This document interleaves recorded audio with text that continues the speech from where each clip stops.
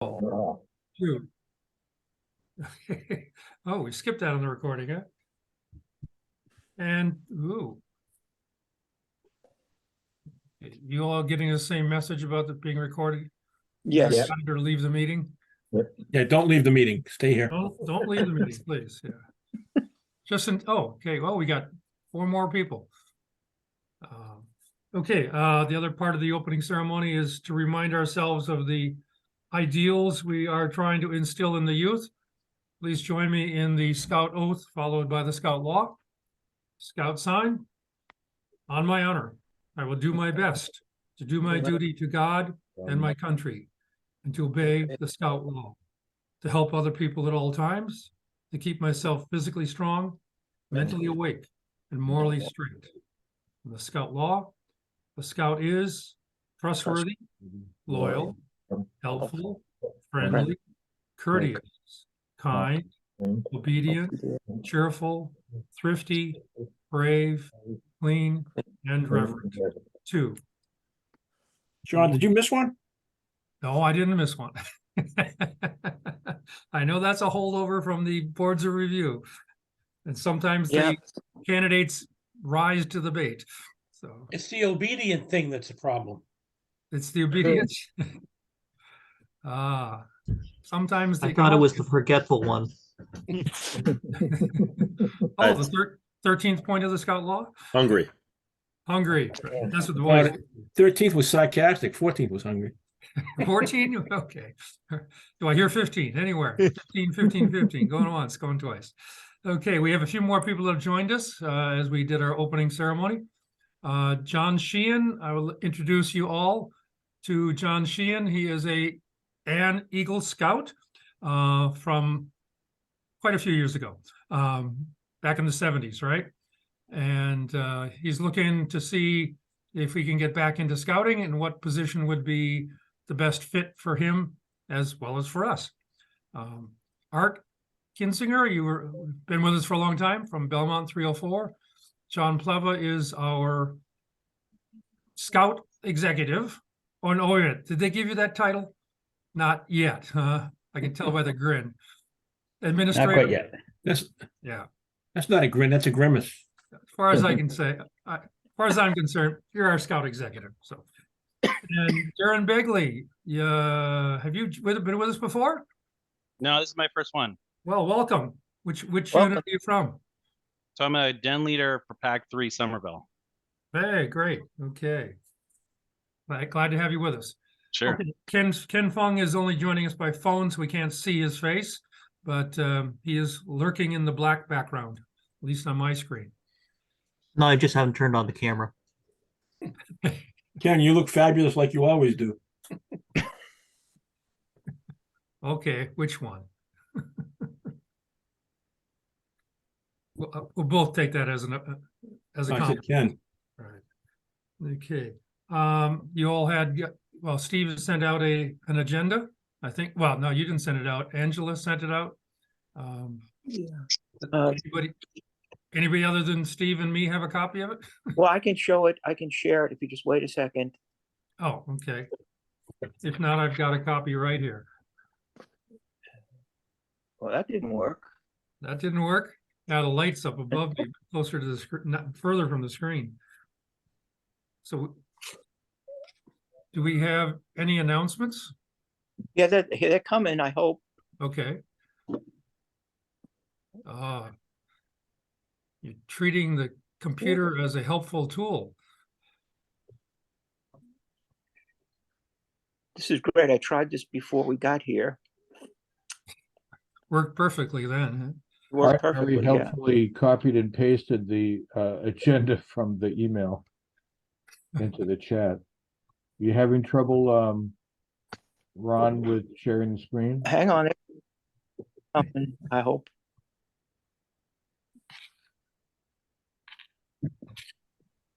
No, it's lost.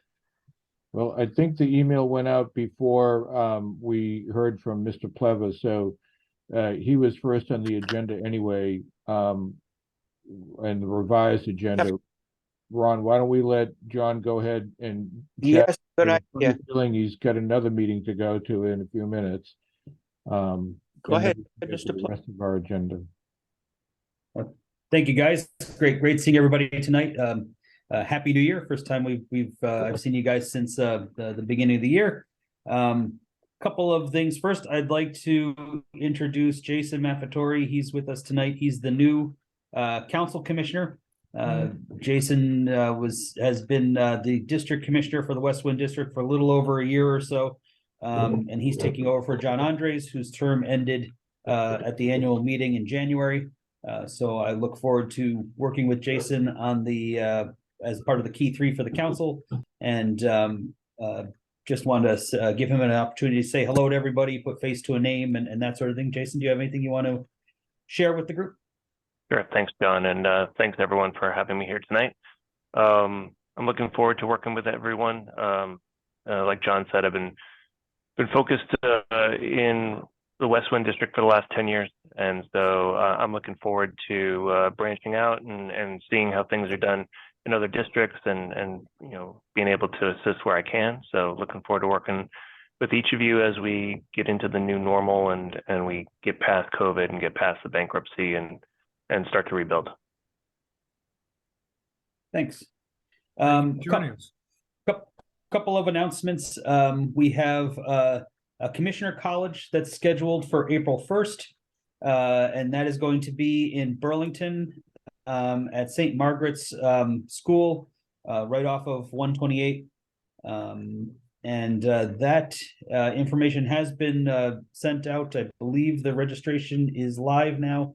A full day of different courses and activities. I think Joe was on the planning meeting earlier this week, and if you have questions, you know, definitely feel free to reach out to him. Jason obviously has information on it as well. You know, great opportunity, not just for commissioners. You know, they have all the various, you know, bachelor's, master's, doctoral levels. But if you have folks that think they might want to be commissioners, just looking for more information, you know, there's some great courses, even for folks that just want to pick up nuggets and different pieces of information that way. Anybody's welcome to attend. It's not, you must be a commissioner to be there. So feel free to take advantage of that course if you get a chance. We just got word that the report to the Commonwealth event will happen again this year. So we're excited because the last time that happened was in 2019, I think, maybe 20, I think it's 2019, 2020 got canceled because of COVID. And that's going to be Thursday, April 20th. It's during the Massachusetts School Vacation Week. We're fine-tuning some of the logistical details, the biggest one being how many people they're going to allow be down on the floor versus up in the gallery. They still have some semi-COVID restrictions at the State House. So in the past, we were able to have, you know, almost 100 scouts down on the floor by the railing down in the well of the Senate chambers, and then all of the parents that came along with them were up in the gallery and could kind of watch from above. They're going back and forth of whether we can have that large of a number down on the floor for too long of a period of time. So if they restrict how many can be down there during the ceremony, that's going to reduce how much space they have upstairs in the gallery. So we're just trying to iron out that detail, and the rest of it's pretty you know, basic, or we've kind of got ironed out from previous years of doing this. So it'll be arrive at the State House at 10 o'clock. The ceremony takes place at 11 during the informal session. There'll be a presentation to at least the Senate president and the minority leader. We'll invite the governor, we'll invite the Speaker of the House and the minority leader of the House there as well. And then any other state officials, Senate or state reps that are interested in going will all be invited to go as well. Kind of a neat experience to have that opportunity to you know, be there and meet some of these folks and be, you know, in the Senate chambers. My understanding is they will let everybody down for a big group picture at the end, but that's a small, you know, window of time that they'll do that versus the rest of the festivities. Rechartering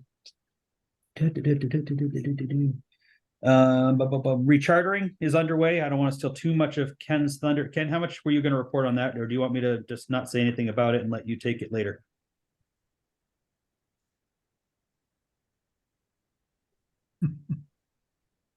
I take it that's a green light to go. Hard to tell So- if he's there. Sons of Liberty is doing reasonably well. Actually, you have a lot of units that have initiated, which means you've logged on, about 11 of those groups, but they haven't finished it. We only have 2 units that have not started yet, so that's good that number is nice and low. You've got 15 that are on hold, which means they've finished their part. And then you got 24 that are completed online and are awaiting the first double check at the office. 9 have been posted so far. We seem to be, as in general, doing a much better job of getting the charters done by the units, and also internally in the office getting them processed and posted, and everybody back on the books for another year. One of the things we did was we have Jenny and Marion kind of tag teaming, grabbing the information once the units have posted online or submitted online. They grab the roster right away. They start following up with the units saying, hey, we still need a Corey for Joe Smith, who's the new den leader, and we need the charter partner agreement, and we need the JTE form, and all those kind of odds and ends that in the past a unit would submit online, it would go into a stack, it would kind of work its way through the stack with Denise. Denise would get to it, and maybe a month, maybe 2 months later, finally she'd get to that one charter and go, oh, I can't do this because of X, Y, and Z. Kick it back to the group who thought they were done, but a month and a half later realized, nope, not really.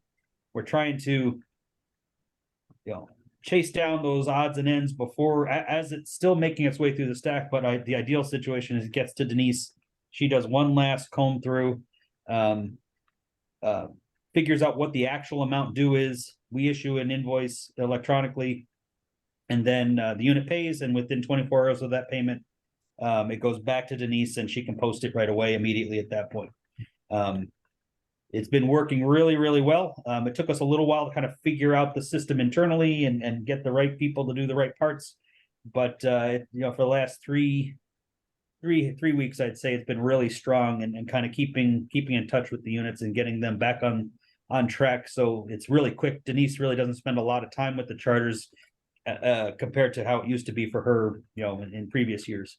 One has to Yeah, ask people why have- this process is so complicated.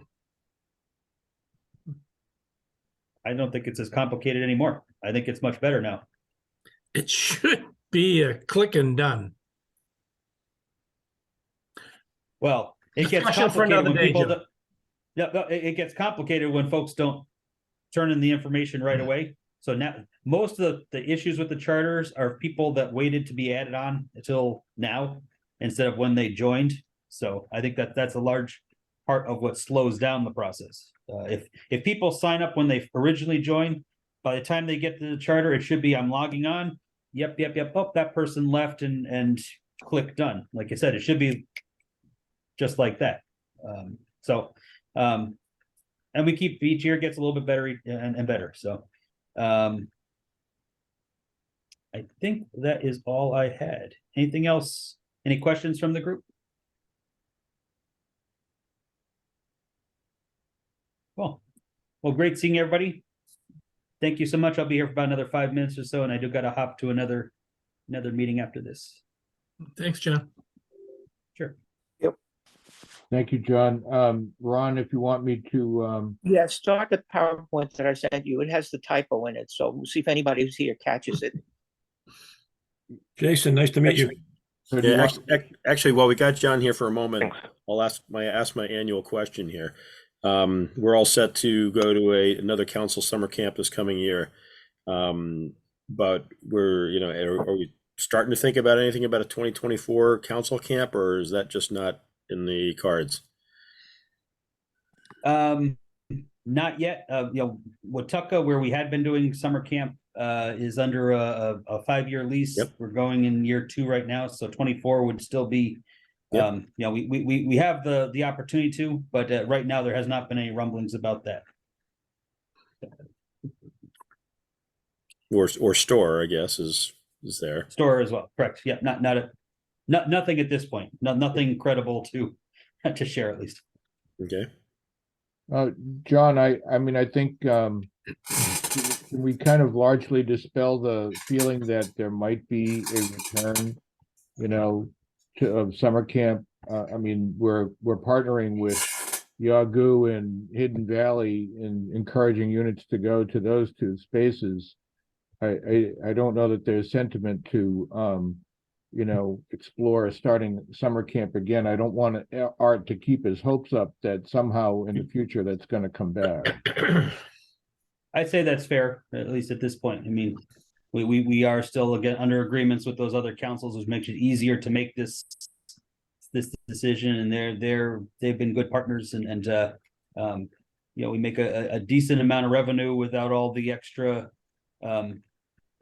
expenses of running a camp ourselves. Thank you. Sure. Okay. Thanks, John. So I'm going to share my screen with the agenda, but Ron's going to run the show.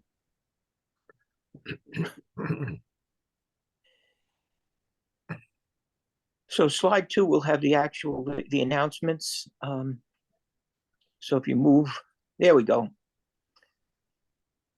Okay, I Steve. can take most of these, yeah. Yeah, that's your stuff. So everybody should know at this point, I hope you weren't up there in Barnstead wondering where's the Klondike Derby. Hopefully we communicate with everybody effectively that it's been postponed because of the weather emergency that was happening. Really it was on the shoulders of the New Hampshire Emergency Management who said, please don't do that. Please don't do outside events. That's not a good idea.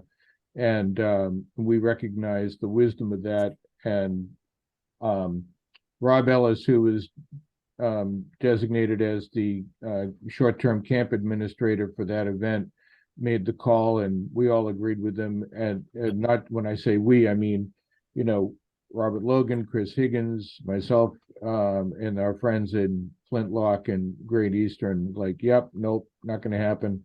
So March 10, 11, and 12 is the new date, and units who had registered for the event should have been communicated with. And the last time Robert reported last week at the district committee meeting, my impression that it was about a third, and a third, that a third of the units said, yep, we got it, we're coming to the March date. A third said, we're thinking about it, we're not sure. And a third said, haven't said anything, they haven't replied.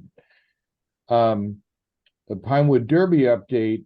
Just real quick, Steve, can I just do two things on that? Is the other, I think, helpful occurrence that made it even an easier decision to make was the New Hampshire Fish and Game group was going to be doing an ice fishing demonstration as part of the Klondike. So they're experienced, used to being outdoors in cold conditions. They called and said, we're not coming. So it's kind of, well, these experienced outdoors guys are saying this isn't the best conditions to be in. It was another kind of aha moment that just made it even that much easier of a call to make. And I just wanted to, in general, thank everybody for their flexibility, their understanding as we were trying to figure out how to do this as safely as possible. And, if we could do it, not do it, and ultimately not, so just thank you all to for your patience and understanding as we worked through that. Not a fun decision to make, but it was an easy decision to make, I think is probably the way I look at it. When you look at what those conditions were, it was really not the safest conditions for folks to be in, especially taking the chance of some of the newer scouts being there. And did we tell them the right thing to do or not do, for what to bring or not to bring, and that sort of thing. So just thanks all for your cooperation, and hopefully we can see as many as possible at the makeup date in March. What is the makeup date again? 10, 11, and 12. Thank you. Oops. Jump through the agenda. 10, 11, and 12. Yeah, we had both the Fish and Game and New Hampshire Emergency Management saying, no, that's not a good idea. So anyway, Pinewood Derby, can I ask a question? John Bull, we do have Gary? Do we have any commitment or indication from those New Hampshire groups about participating in the rescheduled event? Oh, you mean like fish and game? Yeah. They may not be able to do ice fishing in March. I don't know, but I don't know that information. The Robert Logan and Chris Higgins are the primary organizers, and they're not with us tonight, so I don't know that inside information. Okay. Um, Pinewood Derby? yeah, so John, you want to give us an update, Pinewood Derby, May 6th? Sure. The staff members, my adult volunteers, have all agreed that May 6th is a good date for them. I do not have confirmation yet of a location. We're trying to do it. I've asked a face you usually see at our roundtables, but not today, George Bell, who was from PAC 313, St. Camilla's in Arlington, whether we can use their facilities, parking lot, and even their track. Because I thought we would not be able to use the same place we did last year, which was Troop 248's Waltham school site, Bright School. 250, Waltham. Is it oh yeah, yeah, you're 248. Robert Logan is usually there to let us in. But his troop is going to be someplace that day, that weekend. So it wouldn't have worked out anyway. I had the wrong reason. I thought that building was being used as a warehouse for food pantry, a collection point. Turns out to be a very similarly styled and constructed gymnasium at another school in town. But as a backup to St.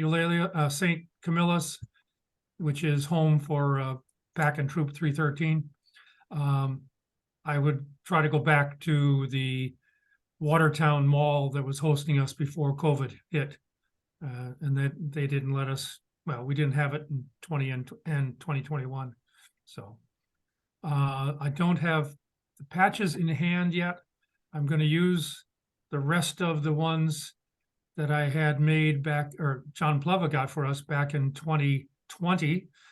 Used 50 of them last year, made them appear to say 2022, and there should be 50 left. If we have more than 50 kids registering, we'll have to do something else. But that and the trophies are the other expense or time sensitive point. And again, I'm going to have PACs registered directly with me instead of going through council.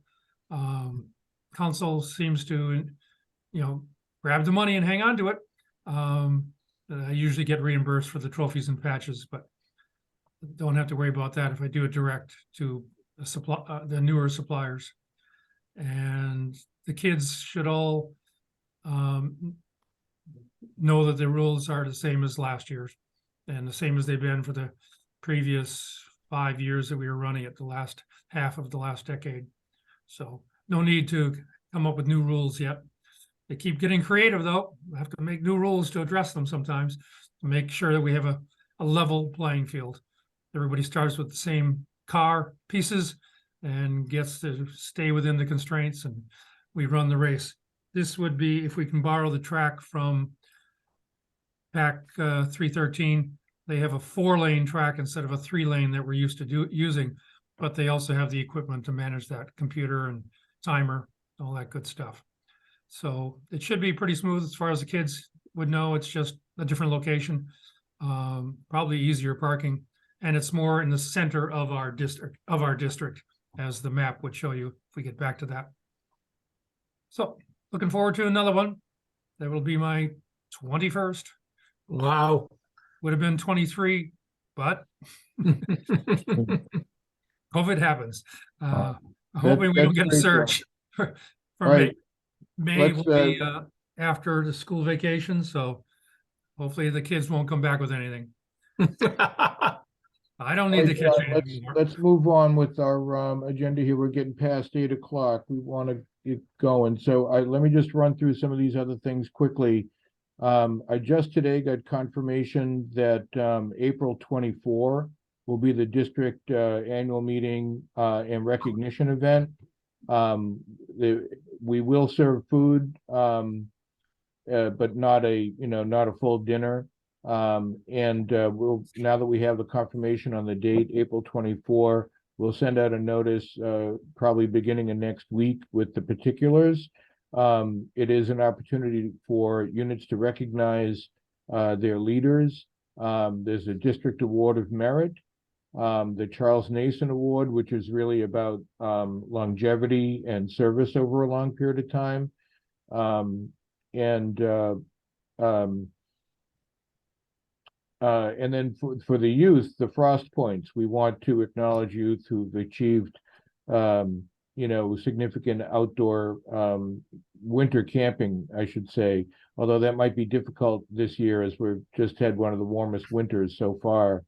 Despite that cold snap last week, a couple of weeks ago, that stopped Klondike, it's been particularly warm winter. So that will be at the First Baptist Church in Arlington. The program kickoff is on May 11, which is a Thursday evening. It'll take the place of Roundtable on that day.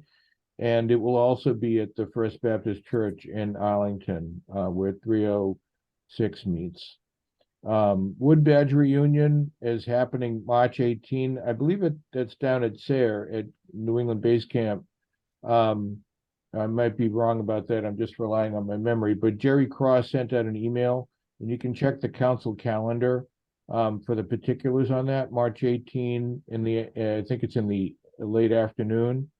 By the way, the district meeting information, program kickoff stuff, that information for recognition, the awards, that stuff is available on the district page on the council website. The First Aid Kit fundraiser is a fundraising program sanctioned by the council that Flintlock is really managing. I've got about 4 units so far who responded to an email that I sent out a few weeks ago. It seems like a pretty easy thing to manage. There's a sales form. There are first aid kits that are prepackaged. It's really for the public, right? It's not intended for Boy Scouts, but there is, right? But it's not this idea is not that you're selling first aid kits to your scouts as a fundraising event. It's that your scouts are selling first aid kits to the general public as a way of raising money, and they have a variety of price points and setups for those things. And if you didn't get the email from me a few weeks ago, you can reach out to me. I'll put my email in the chat and ask me about it. So this is, supplemental, obviously in addition to popcorn. And then the camporee that we had been talking about at Prospect Hill Park in Waltham has been postponed until 2024, the first weekend in May, because we've got larger concerns with the city of Waltham that we have to satisfy more requirements, and so there wasn't enough time to do that. So I just wanted to take that off the table for everybody. All right. If you want to ask me questions about you just send me a chat so we can move on with the agenda, unless there's something real quick I can address. No. Okay. All right. So Ron, back to you. Yeah, the next slide. Yep, there's the Frost Points project is still going on. Send Steve information if you have scouts that have earned these recognitions. It has, there we go. John Ball. I think we have everything about rechartering has been talked about, but how about a pitch for some new unit commissioners? We certainly could use some and welcome them. People want to volunteer. John Sheehan is the first person on my list right now. Possibly he'll be a unit commissioner just to get his feet wet, but he might be going towards council as a camping commissioner. But we don't run summer camp anymore, so that might be different. Yeah. But certainly anybody who wants to even think about being a commissioner will be happy to bring them along. And okay. the commissioner college, of course, is a good starting point. Whether they choose to be unit commissioner or not, more information is better than less. Okay. So I guess the John Tumblin, what is the significance of yesterday in scouting history? Let me think about it a minute. Did we turn like 112 years 13? old or something? 113 years old? Yeah, Yep. how about that? So what we decided to do for the breakout session was to talk a little bit about the history of scouting. And we all automatically think of Baden-Powell, but in fact, there were two other individuals who played an important role in the genesis of the scouting movement throughout the world. The first of those is Ernest Thompson Seton, and the other one is Daniel Carter Beard. And we'll talk a little bit about all these guys. So if you want to flip to the next slide, the beginning of it all was actually a handbook that Baden-Powell wrote for scouts in the British Army. It was published about 1890. And what happened was groups of youth began to use that as a model for program for themselves before there was any kind of organization established. Baden-Powell, about that time, became a national hero by not losing a battle. He didn't win, but he didn't lose it. He was besieged for about a year in a town in South Africa. And it became quite a thing that, you know, they just could not dislodge him and his men from that town. So when he got back to England, in the next slide, Steve, can we flip one more slide up? There we go. He started a trial of the scouting experience for young people. And the first try of that was a camp on Brownsea Island. And now you know why that's used in first year programs, the idea of Brownsea. It was the first camp. At that time, he had 4 patrols of 8, 32 scouts. And the patrol names were the Wolves, Ravens, Bulls, and Curlews. And people probably have seen that horn if they've taken wood badge as a device used to call things to order. We flip to the next slide, please, Steve. He made his own handbook. This was first it was released, I think, as a serial in newspapers, and then eventually got put into a book for the price of 1 shilling. And I don't know if someone could figure out what that would be in 2023 dollars, but it probably is a significantly expensive book. 1 shilling. So a 20th of a pound back then was $5, but God knows what it would be, you know, when you take inflation into account. Yeah. This book is still in print. There are reprints of it available, easily obtainable. It's interesting to read. He also has a handbook for Scoutmasters, which has some kind of interesting ideas about how a Scoutmaster should behave. Okay, next slide, please, Steve? There we go. Now, this is one of the interesting things about the starting of Boy Scouts. Ernest Thompson Seton was a Canadian. He was an artist and a writer. He put out a number of books on kind of naturalist topics. Real scientists criticized him because he kind of humanized the animals, giving them attributes which probably were not appropriate. But he began something called the Woodcraft League in 1901. So this is before Baden-Powell formally started scouting. 1 shilling's about $9 today. So that's a bargain. How much is the current Boy Scout handbook? And what's interesting about this program is a number of things. First of all, his members earned badges, so that he had a kind of prototype of the merit badge. They also had a series of successive ranks. So in many ways, this is the model that Baden-Powell pasted his scouting ideas into. And unfortunately, in a few years, this is going to lead to conflict between Baden-Powell and Seton. Another thing which is kind of interesting is I've included that little drawing in the top row of a bunch of ducks. You can see they're kind of schematic silhouettes of the ducks. And if you have ever looked at Roger Torrey Peterson's bird guides, those drawings will look very familiar. And in fact, Peterson actually acknowledges the fact that one of the main ideas he got for creating his bird guide was Thompson Seton's Scout Handbook. So it's kind of an interesting tie-in between Boy Scouts and naturalists in the 20th century. Okay, can we go to the next slide, Steve? The other founder was Daniel Carter Beard. He had his own youth organization called the Sons of Daniel Boone. Now, this organization merged with the BSA, so it was kind of a happy marriage. And in fact, Carter Beard stayed in scouting for many years.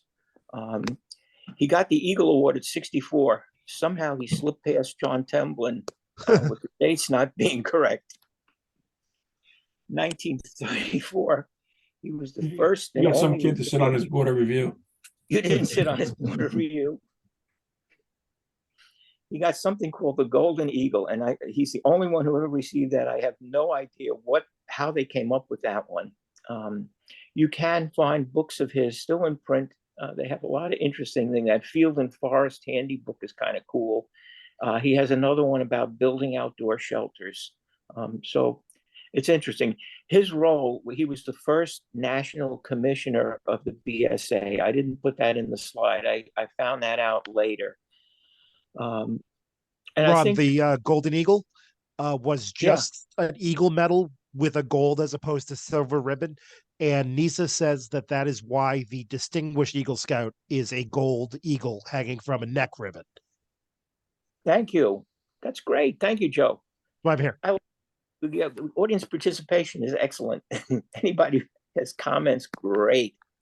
Can we slip to the next one? I think the next one fits in with, oh yeah, the other important person in the founding and kind of in the corporate organization of the BSA was James West. James West came on board in 1916 and stayed as the first chief scout executive until 1934, 35. So 23 years, I think, he had that role. And a lot of the organization of the National Council is derived by his activity. One of the things that he did, he's the person that is responsible for the BSA having a charter with the congressional charter allowing them to use the term Boy Scout. And so that kind of it's like a copyright for our name. Okay, Steve, I think we'll move to the next one. Joe, this you're gonna love. You could, in 1912, you could become an Eagle Scout without being either a Life or a Star Scout. All you had to do was be a first-class scout and earn 21 merit badges. So apparently the Arthur Eldred, who was named as the very, very first Eagle Scout, and the first 8 of them used these requirements. They became first-class scouts. They earned 21 merit badges. That's his sash that's in the National Scouting Museum. And you can see that there are not many badges that we would recognize. I guess swimming's there. Indian lore. Chemistry? Chemistry, yep. Chemistry, Cooking. probably. Where's I think railroading? horseshoe. And The horseshoe poultry is racing. metalworking. Horseshoe's metalworking? Yeah. There's cooking. Electricity. Cooking, yeah. Painting. Yeah. Plumbing, I guess the faucet. The fasces is civics, Okay. which has become citizenship in the X. And then that's life-saving next to it, right? Yeah. Interestingly, you mentioned that Dan Beard became an Eagle Scout at 64. Adult leaders or scoutmasters were encouraged to Yes, earned merit actually, badges. Are we getting there? yeah. That's on the next slide. Let's go Oh. to the next slide. Whoop. There we go. Nope. Oh, One we're too wrong. many. Oh, okay. Yes, Joe Curran, you're absolutely right. Until 1965, an adult scouter could earn the Eagle Award. And they were sort of encouraged to because there were no merit badge counselors. So as a scoutmaster, to sign off on Indian Lore Merit Badge, first thing you needed to do was earn Indian Lore Merit Badge. Yep. So that's kind of wild. It did change very quickly. By 1914, so 2 years after the first Eagle Scout, we already got to the point where you had 11 Eagle required badges of the 21. Camping, cooking, and bird study. Bird study. How did that get in there? I think there's actually a reason for that, because in about that time was the founding of the Audubon societies, and there was quite a bit of concern about the preservation of native species of birds. And so you have the Lacey Act, which prevented shooting of many birds, and then the Migratory Bird Treaty a couple of years later with Canada. So I think that's probably why bird study got put into the list. And it stayed on the list until 1935. So until that point, you had to get bird study. And right now, I think in the time I've been doing Eagle boards, I have seen 2 scouts who'd earned that merit badge. John, right? That's not a common. No, No, not at all. I missed the beekeeping merit badge myself. You missed the beekeeping? Yeah, they recently dumped that one. Sorry. From 1927, you had to earn both swimming and life saving. And a number of older adults have told me over the years that was the reason, that life saving badge was the reason why they did not become Eagles. They couldn't get it. Finally, 1936, you had to earn Star and Life. Did one of the interesting things, the original set of Boy Scout ranks were tenderfoot, second class, first class, Life, Star, and then Eagle. The 2 of them switch order in the course of the history of scouting. And then finally, in 1965, the Service Project was added. There were these, things in the requirements before that said they were supposed to do some leadership things, be active in their troop and things. But the requirements have gotten much more clearly laid out, I think. I don't know when the workbook got thrown into the mess, but that's been I think it makes it more difficult for the kids to earn to do the work. Okay. Okay, wood badge. Steve, I'm sorry, that picture I switched this and the picture is in that you had sent me. Wood badge, the adult training course, started by Baden-Powell, 1919. And John, who was the first, John Tumblin, this is one of your favorite questions. Who was the first person to wear wood badge beads? Oh, some guy from Africa. What was his name? Dini Zulu. Zinni. Yes. That is one of the original wood badge bead sets that were given out by Baden-Powell. So those what the beads look like. They still look like the ones we get now, but I think they're a bit bigger. It's a shame it doesn't have a scale on it. And finally, wood badge came to the U.S. in 1948. And Wasn't Steve's father in that first class? I'm sorry, John? Wasn't Steve Sakukian's father in that first class? He was I thought in he the taught first, it. No, he didn't teach it. He was in New England. He was Yes. patrol leader for the Fox Patrol, and in the the first wood badge course in New England was held at Parker Mountain in 1968. My dad was a student. He was a course member in the Fox Patrol and was the patrol leader. And Charles Nason was his patrol buddy. The Nason of the Nason Award. Yes. Mm. Yeah.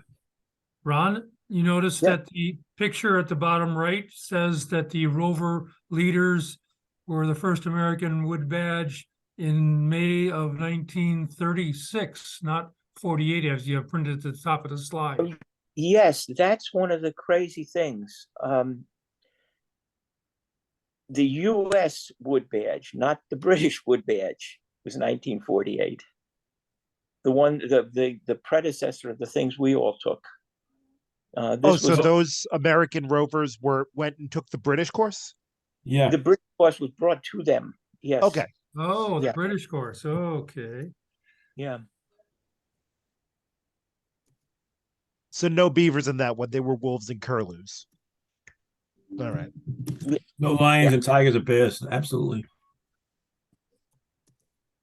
Okay. Art, what's your comment, sir? Oh, me? No, yeah, Art Kinzinger, you put something in the chat. Could you say Oh, it? I just thought you'd want to know that 1 shilling in about 1905 equals about $5 in today's currency, and £1 sterling in about 1905 equaled about somewhere between 162 and 200 US dollars today. Thank you. And my question was, did you say that we're never going to run summer camp again, or we're just going to have to get our act together first? No, Steve- it's not likely that Spirit of Adventure will run summer camp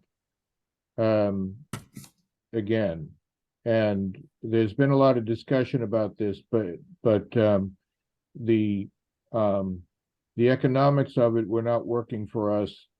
There was a history of units going to other councils to go to summer camp for various reasons, and we were basically losing money running summer camp. That's outrageous. We're the biggest council in Massachusetts, and we can't run a summer camp.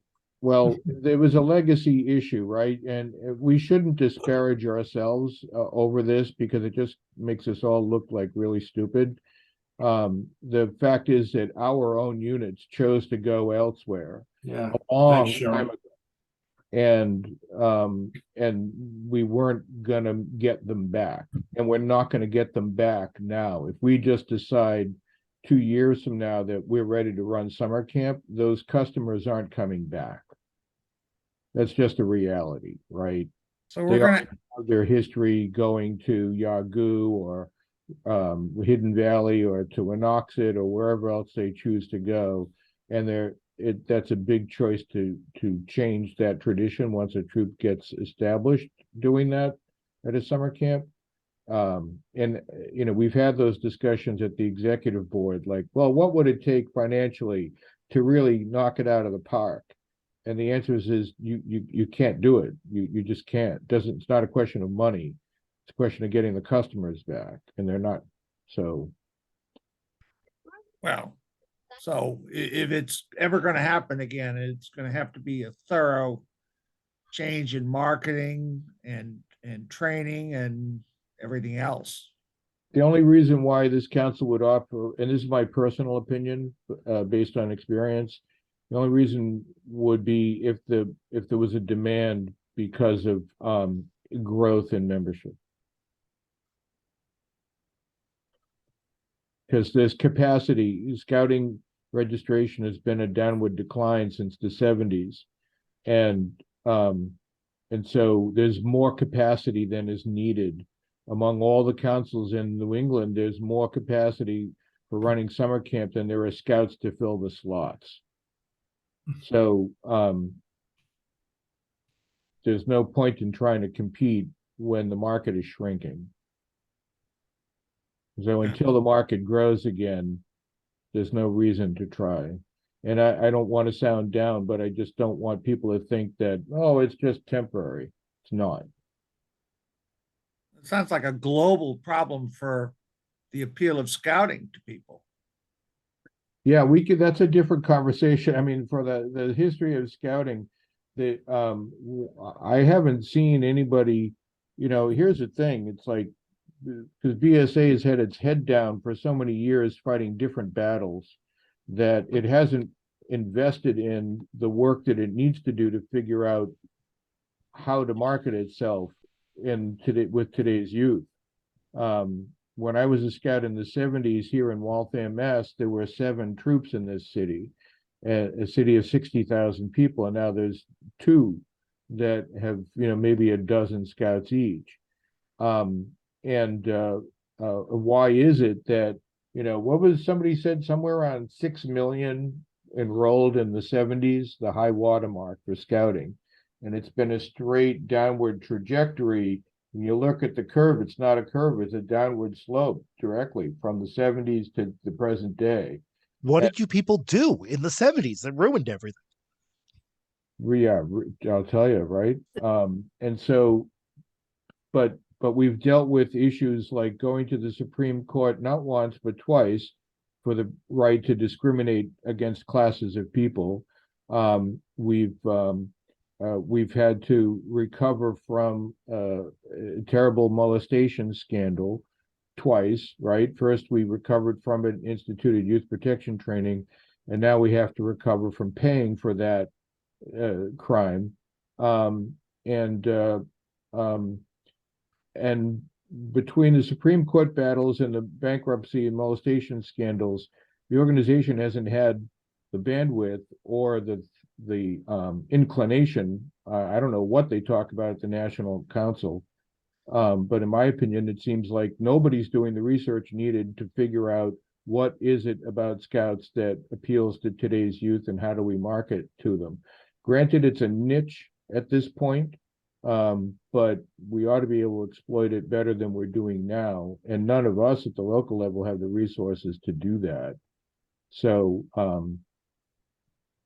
I think that the outdoor program is far more necessary today than for today's youth, given the electronic environment that they live in, than even when it was in my father's day in the 40s, the 30s and 40s in Brooklyn, New York, when he was a city kid desperate to get out of the city. At least he could go outside and play, even if it was in the street. Today's kids sit and play with their phone. They live in an electronic, reality, and the idea of being in the woods is foreign to them. So I think scouting's got much more relevance to the youth needs of today, but we haven't figured out how to market ourselves, partly because, and forgive me for being, what's the word, sacrilegious or irreverent, but we're still living with administrative systems put in place by James West. Hey, they work. Well, No, actually, they don't. it isn't hard to figure out why scouting has alienated so many people. And it would they be never say hard to thank get you. a bunch of millennials and Zoomers in a room to ask them how to market scouting, but I don't expect that National's ever done that. Actually, there was a pretty good Nationals had some good training videos and stuff and things like marketing. And one of them that I watched actually was making the point about how many of our systems are, like millennials don't even carry a checkbook around. So how do you write a check for a camping trip? But we're stuck in certain ways how to do business. So yeah, they've actually have looked at it quite a bit, but trying to get that actually rolled out, I think, is a challenge. The other thing too is, I started camping, before I can even remember, as a family activity. So going into extending into scouting is kind of a natural extension of what my family was already doing. My dad was scouting and all too, so maybe we're unusual. But I don't know whether or not that same type of sort of family camping experience really exists. I know we didn't do as much as with my own kids, but we used to set up the tent in the backyard at least and do at least one summer camping trip. And so kind of rolling into it was kind of a natural, where some people have just they've never done that before. Their families don't do it. It's kind of it's quite foreign. Yeah, Art, I think that's a very important point, that In many communities now, especially like where we are in Chelsea, there's absolutely no history of outdoor activity for families. They just don't do it. It's not on the horizon, it's not on the radar. It takes a year, 2 years sometimes to get a reservation for a campsite in most of the campgrounds in New England. Families are camping like there's no end to it. I've seen some of those marketing videos, and the national, I think they're living it, or they wish they were living in the 1930s. I just find the idea that no one will like scouting to be impossible to believe. No, I'll agree with I you. think they've got caught up in turning boys into political footballs for, old people to vent their spleens, and it's just it's ridiculous, and it's alienated. At least the families say we don't want our kids to be someone else's footballs, because it doesn't even seem to be about them anymore. But I know that people would be interested in scouting if we actually listened to young people and asked them what they wanted. I'm not convinced the National's ever done a lot of real work. And I'll agree with you. Getting camping locations is a challenge, but that's also an opportunity, because I think in scouting we have facilities. Yes. We do it to some degree in Cub Scouts, with some level of family camping activities, down at Sayre predominantly for in our area. So that's a good start in in getting people kind of interested. Yeah. Well, as you say, it is another conversation, but I think we need to have it if scouting is going to survive. I mean, I know a lot of parents would love to get their kids away from their cell phones, actually learning how to interact with people instead of texting them. And since public schools have basically given up on physical education, and obesity is one of the huge problems that everyone has in this country, including young people, and exercise and having a healthy summer, I think, is a desirable goal that I think lots of families would support, especially since scouting is a lot less expensive than most summer camps, which involve four-figure prices for even 1 week. I mean, I think that we're losing a chance to, market scouting and summer camp, and it could be a huge revenue driver. I just think that the people who've been running scouting have been running it into the ground in the same way that the church has alienated young people, despite the fact that young people, well, all people still have a transcendent nature, and they are spiritual, but I think that I asked someone, why did people worry about sex all the time? And the person said, because sex is all they think about. Well, there's more to growing up and camping than sex. Camp isn't even the right forum for it. And I just find it remarkable that scouting is just declining so badly. It's just amazing to me. I'm sorry, I shouldn't even be speaking in my first meeting, but No, it's We're making a note of it. Don't worry about it. We got it written down. Yeah. Everybody's welcome here, and It's we recorded. want to learn. You're right. We have to find ways to reach out to the youth of 2023. And a lot of people are worried about youth who aren't in the outdoors, youth who are obese, and everything else. And the question is, are we really doing a good job selling them? The last time the BSA tried to keep up with times was the 1970s urban emphasis, which was a bit of a fiasco, and that started hurting us. In fact, Steve, go to the next, the next slide, the handbooks. One other person who was really important in the evolution of scouting was Green Bar Bill Hillcourt, who was actually a Danish immigrant who kind of walked into the BSA headquarters and got a job and started to write the handbooks. 3 of the editions, the most outdoor, nature-oriented handbooks were written by this man. And I think in some ways, the golden years of scouting was because of how he envisioned the program. If you look the next slides, with the series of handbooks as they exist, he didn't do the first one. He came on board about 1915, but he did the 50th anniversary one, the 10th edition, and a couple of others. I find myself, using those older editions with scouts rather than getting involved with the newer ones. I think it makes a big difference.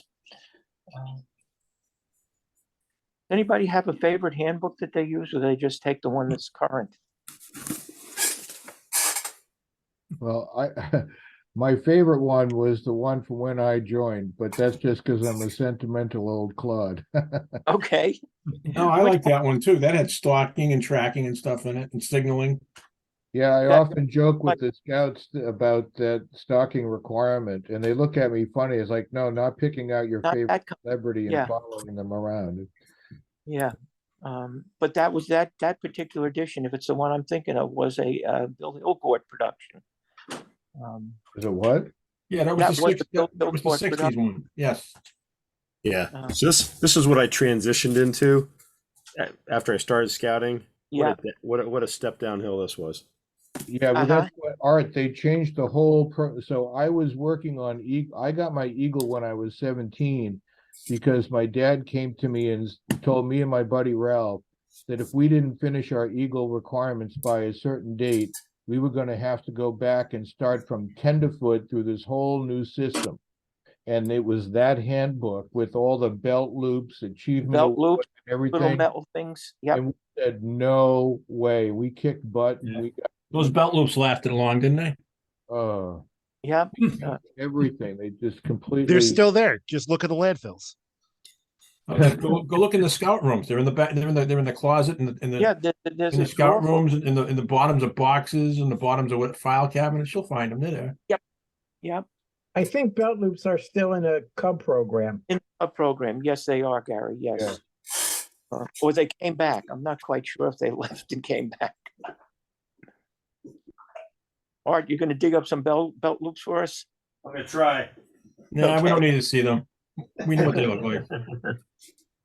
Yeah, the box is in the other room. Oh, well. I've showed them before. Can I share a little personal anecdote about Wood Badge? Yes, Gary, please. Okay. Back in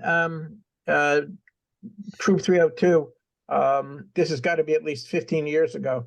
The fellow was the committee chairman. His name was Ian Howard, and he was in fact British. But while he was here in the States, he completed the American Wood Badge program. Yeah, he was in my class. Pardon? He was in my class. He was a whiner. Really? Yeah, he complained about everything. Oh, well, maybe that was a stiff upper lip kind of thing. In any case, to commemorate the awarding of his beads, I took it upon myself and corresponded with the Gilwell Scout organization, and he got beads from the Gilwell Oak. Oh, wow. Yeah. I'm currently wearing beads of Gilwell Oak. I'm sorry? That these, my father got these for me, are Gilwell Oak beads. Yeah. Yeah. So he was very, very pleased about that. He had been a Queen Scout, so this was particularly meaningful for him. Is he a King Scout now? I don't know. He's no longer part of the program, as far as I can tell. He's kind of retired. And if I can add another one about Seton. Yeah. Okay. About those same 15 years or so ago, my wife and I took a overnight train trip to do a little sightseeing and museum hopping and walking around in Chicago. And this was totally a great surprise to me as we were walking around. I came across a plaque in the cornerstone of an office building in downtown Chicago that actually had a plaque dedicated to Seton. And I took a picture of it, and I was hoping to find it to be able to show when I saw that history of scouting was going to be the theme tonight. And I hope to find it because I don't remember what the text was, but it definitely identified Seton as a pioneer of bringing the scouting movement to the United States. So it's like I said, assuming the building has not been torn down, Seton is memorialized in that cornerstone of an office building in Chicago. And I'll have to try and find that picture and see if I can identify the building. Yeah, that's it's a shame because he had so many good ideas, but eventually got into this personality conflict with Baden Powell. Baden Powell wanted to be the man. He founded scouting, and so Seton got shown the door. I've heard also an anecdote about Baden Powell that he actually was a spy for British intelligence, and in fact he was smuggling out information in very tiny print in his natural illustrations that he was doing, and that's how he got information out of the country by in very small inking in his illustrations. Anybody know if that's corroborated? Yes, it is true. Baden Powell was an imperial soldier for the British Empire. His whole vision was to create a boys' organization to train young British boys to empire and to run the empire, which means that it is kind of a, as the UUs, whom I can't stand, call us a paramilitary organization, although they would know that we weren't if they ever came to a meeting filled with 25 boys running around like Indians. But, we should take our lead from the US military, which is respected as the only institution in America that works, and follow the reforms the US military has done very successfully. And if we do those, then scouting, I think, will be in a good place. Parents would love to get their kids outdoors, off the internet, and actually holding real conversations with honorable adults and other boys. I mean, I think most of these marketing things, from what I've told, they're trying to convince people that the same old ways are really great, and people aren't buying it. If the military can reform, so can we. I don't know. I was in the military. I just want to ring the bell that it's 20 minutes to 9. Oh, yeah. sorry. Let's finish up. Skip the next one. It's just the Patrol Leader Handbook, which is another Bill Hillcourt production. And then just a little bit about Cub Scouts. There has been a Cubs program here in the U.S. since 1930. And what I found interesting about Cub Scouts, and the Cub Scout leaders can probably be much better about this than I am, but the notion that we've gone from 3 ranks, wolf, bear, and lion, to this whole combination of adding things, and then poor lions got demoted from the highest rank to the pre-scout rank, being for the young, absolutely youngest ones. Do we have a Cub leader? Gary is. Close enough. Gary was a Cub leader. Yeah. I guess Weeblos has now formally become a 2-year program. Is that for real? Not quite. The second year of Weeblos is now, I think, formally called an AOL den, standing for Arrow of Light. Okay. So I don't think that's a separate rank patch. It's just known as AOL, and it really is much more emphasized on preparing scouts for crossing over into Boy Scouts. That said, Arrow of Lights are still Weeblos. They still wear, they're still Weeblo Scouts. They still wear Weeblo Scouts neckerchiefs and Weeblo Scouts hats and Weeblo Scouts colors. But they've already got the Weeblos badge. Yeah.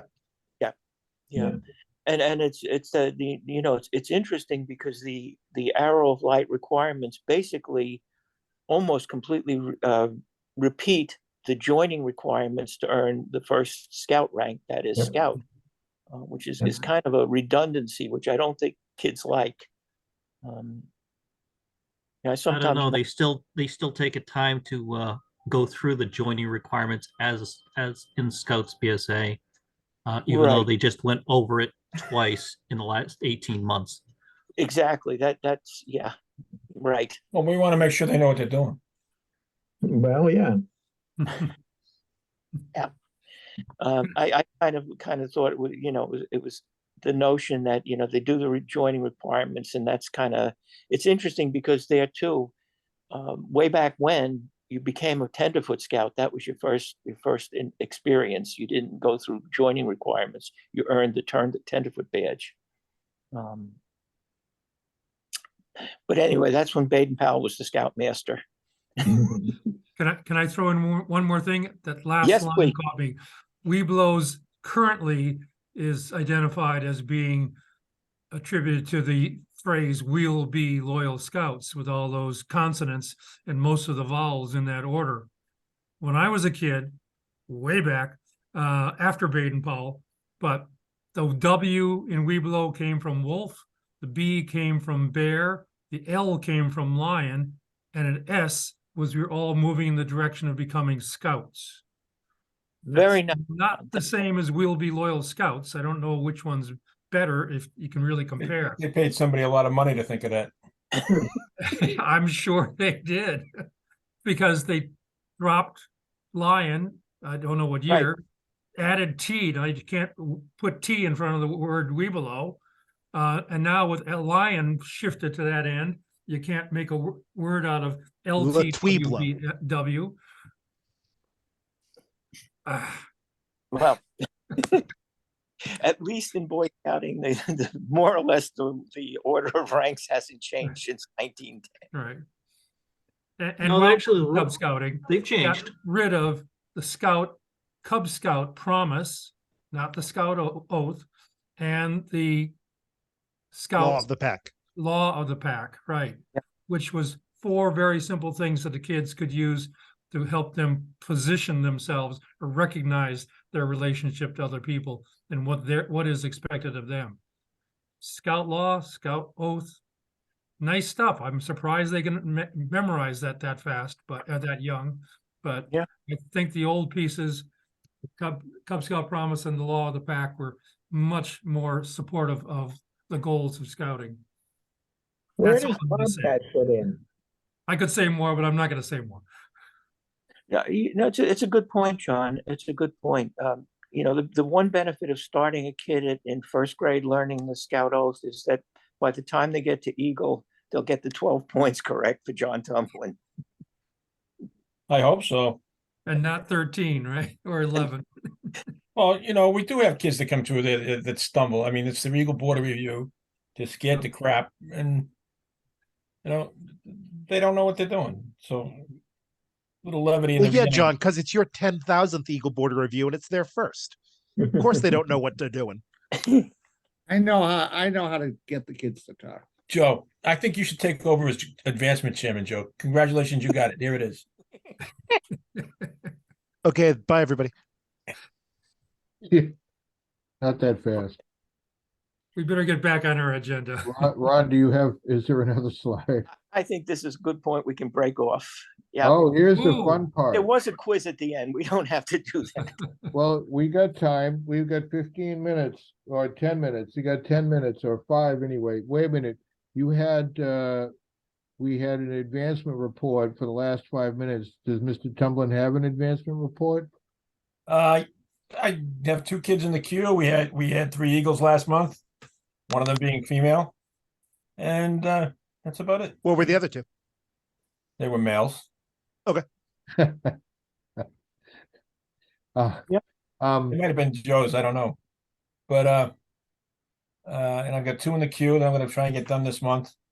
And we're seeing some projects come in, but most of the projects are pretty sorry. We're working with them to get them done. Ron and Scott have been working really hard, the kids with the projects. And that's where it's at. So, Yeah, okay, so, Well, I think that this quiz is great because basically Ron wrote it to make sure we were all paying attention when he was doing his presentation. exactly right. Robert Baden Smith Stevenson something Powell. Right, Steve. Robert Got it. Stevenson Smythe Baden Powell. That's what I said. I got them all in there. First Baron Gilwell. You just So I get a somewhat unrelated question, but it is related to the Eagle Cross Order of the Bath. the Eagle process. We had scouting, what it was, Scouting University or something in November each year. And if I remember, one of the classes that was taught there was sort of a Trail to Eagle one that kind of actually went through a lot of stuff. There's, predominantly adult leaders there, but probably some youth that were in attendance. And it might be somewhat similar to John, what you've been, talking about putting together, or maybe you've run, or maybe you were the one that actually taught it, who knows? And then Merit Badge University, I keep getting questions for that. Merit Badge University is a thing of the past. Never coming back? As far as I know, I had a talk with Wanamaker about 6 months ago, and he said there's no plans. It's too bad. Do we still some of our older time scouts that, it wasn't that many years ago, but the legacy is still there to do it. Okay. I got a little background about Merit Badge University and why it isn't going to happen anymore. All the younger people who were involved in putting it on have graduated, and no one of comparable age or motivation has picked up the torch to do it. So Well, that went away that's because they all entirely. So No, we have Connor Huey over there. He'd do we it. do- But there's yeah, we- no interest. A couple of years ago, a young fellow came into our orbit named Connor Huey, who's a Harvard undergraduate, and he has been trying to get traction among his classmates, fellow undergrads, to get who have scouting connections, to get Merit Badge University back up on running. And we just spoke with him about this last week at our district meeting. And he said that, he had people together, there was interest, but it fell apart because life took over at the university. It was far more, it's a sort of momentum thing. Once you lose the momentum, it's hard to get it back. But we do have a young man there and the undergraduate who wants to get it going. He just doesn't have the traction yet. I think he said something about, class schedules and everything. It's sort of the transition out of the pandemic back into classes made it difficult for the kids he was talking to really make it a priority. Okay, how about the Scouting University? I think that's what it was called. It used to be like the first weekend in November. I don't remember a lot. I don't know a lot about that. I was never involved. Didn't they have that up north last year? Not this November, but last November, 21. Yes, they did. They yeah. did. But that was primarily an adult event. Yes. It was adult training sessions rather than merit badge sessions for kids. Oh, certainly. The one that was being run out at EDCO, whatever else. I mean, there was a few classes that the youth could take. They could go up there for the day, but Yeah, chief training, that kind of thing. yeah, it was predominantly adults. That and the folks that were down from Maine High Adventure and wherever else that were kind of promoting their their camps, whatever else. Mm-hmm. Okay. All right, Steve. We're done with the breakout session. Well, one question for you, Ron. What is important in the history of scouting about today? It's a day after the 113th birthday. It's actually the 25th anniversary of the starting of venturing. There you go. Oh no! Oh, right. Joe, how do you find these things out? I have the internet and Google, and also I got a Facebook notification from venturing. That's like, hey, it's our 25th anniversary. It's our 25th birthday. Happy birthday! Us. It's the day after Dan Beard's birthday too. But I do want to share a photo. I've got that photo that Ron that we were talking about. Yeah, please if do, I- Steve. Yeah, give me 2 seconds here. Let's see.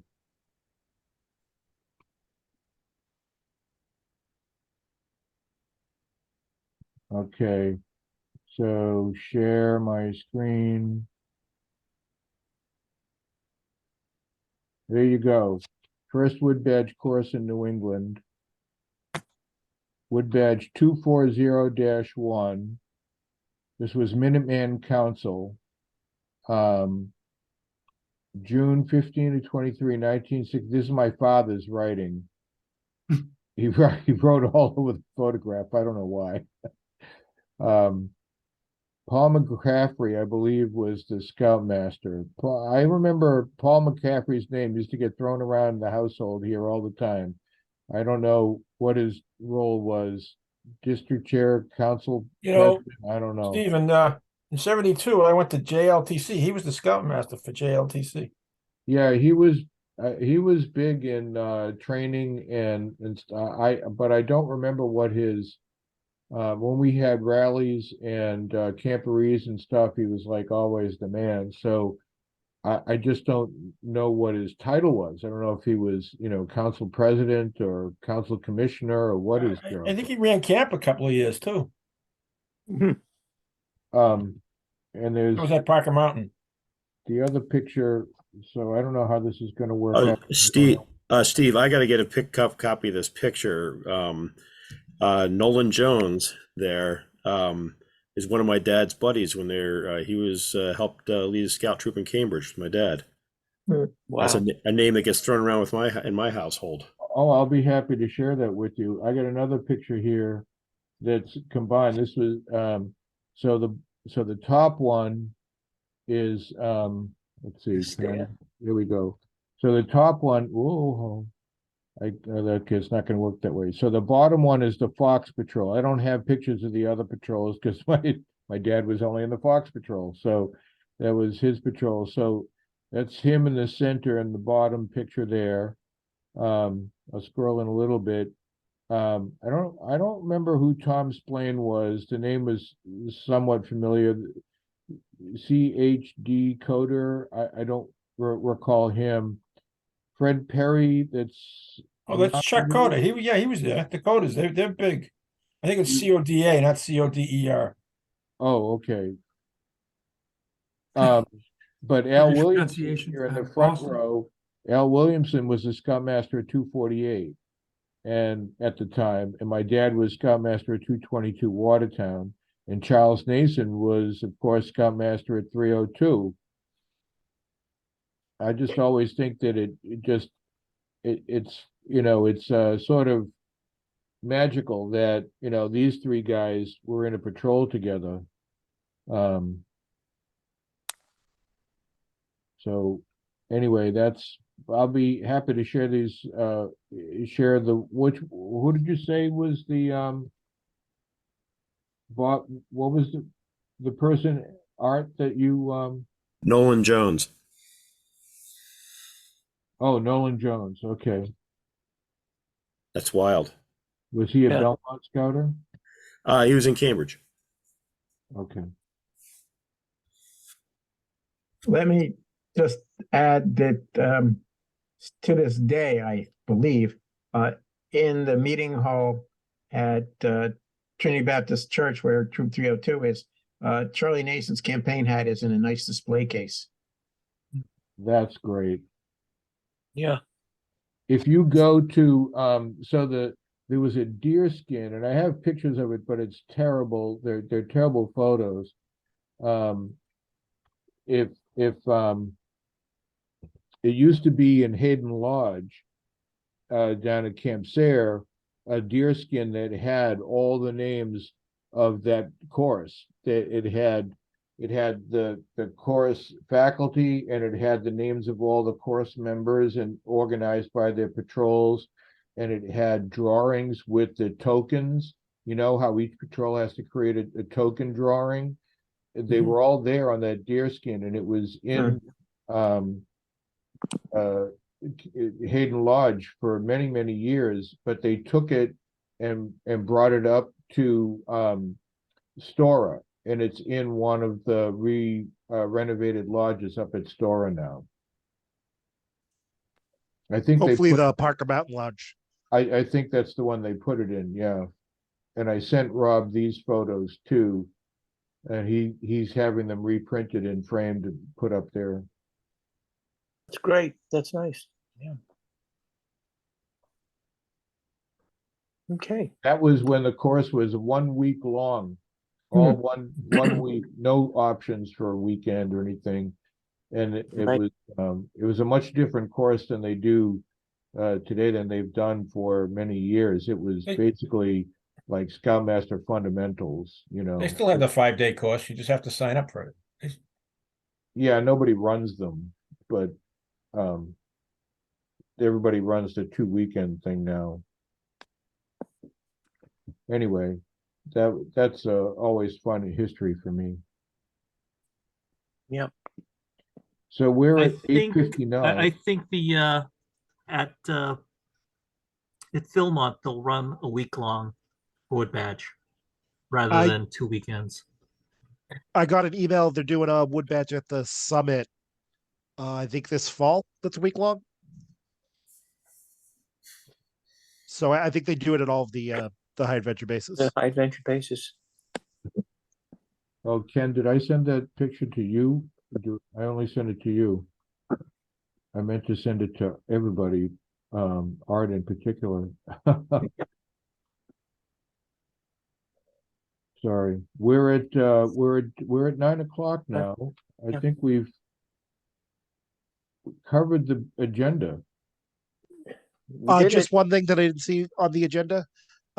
Just remember that Scout Sabbath is this Saturday, Scout Sunday this Sunday.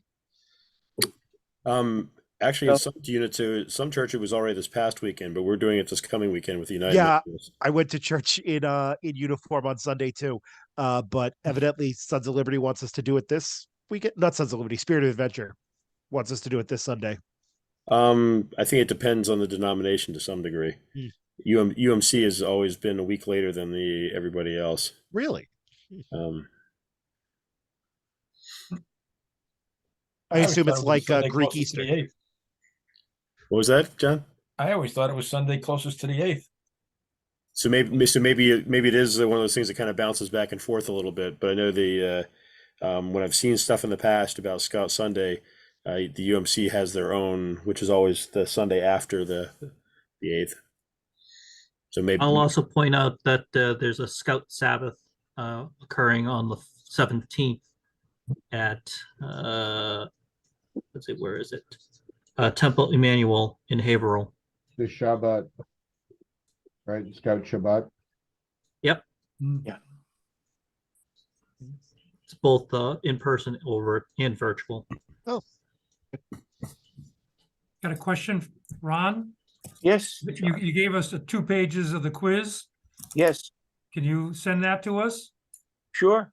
And is there a key to the answers? Oh, no. Just call me. No. Okay.